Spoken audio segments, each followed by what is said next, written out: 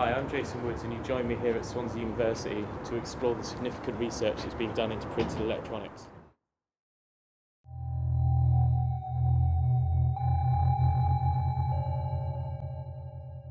Printed electronics uses standard printing press techniques to quickly and cheaply produce electronic devices.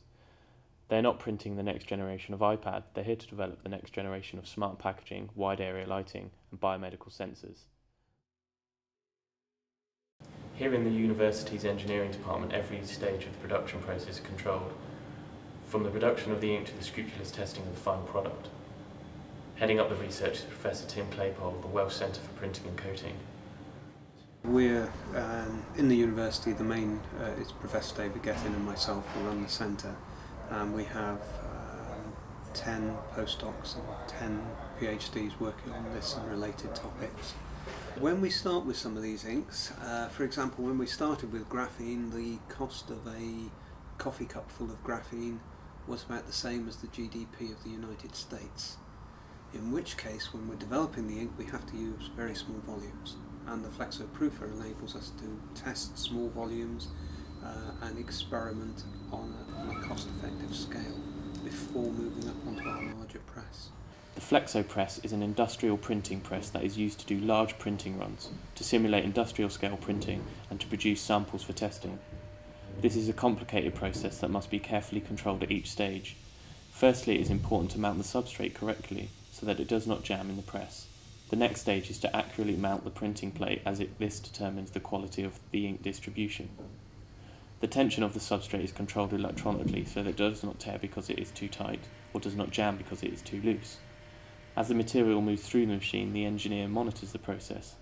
This is done with several screens that display a live feed of the print and also the gradient of the colour distribution. He also monitors the pressure of the printing plates as these determine the ink distribution on the substrate. The printed product is constantly checked with a camera that takes a picture every second, and these are electronically monitored. What you can see being printed here is a sample that contains many different arrays that can be tested to establish the ink quality and distribution. The ink is what conveys the electronic properties. Okay. Without it, nothing works. And it's the performance of that and the way in which it's applied that controls how well it performs. And you'll have seen in our labs that we're actually measuring the performance of the printed ink film. The first testing phase is the white light profile. This is a high magnification microscope used to test the ink distribution by looking for the surface roughness and the surface thickness of the ink. This will determine how well the ink has been deposited on the substrate. The second stage in the testing process is the use of the 4-point probe. This allows testing of all the electrical properties of the printed films by testing for the conduction, induction and capacitance of the printed films. The future of this research can be used for the production of wide area lighting, printed electronic books, self-illuminating signs, and the technology is also being used for printed biomedical sensors.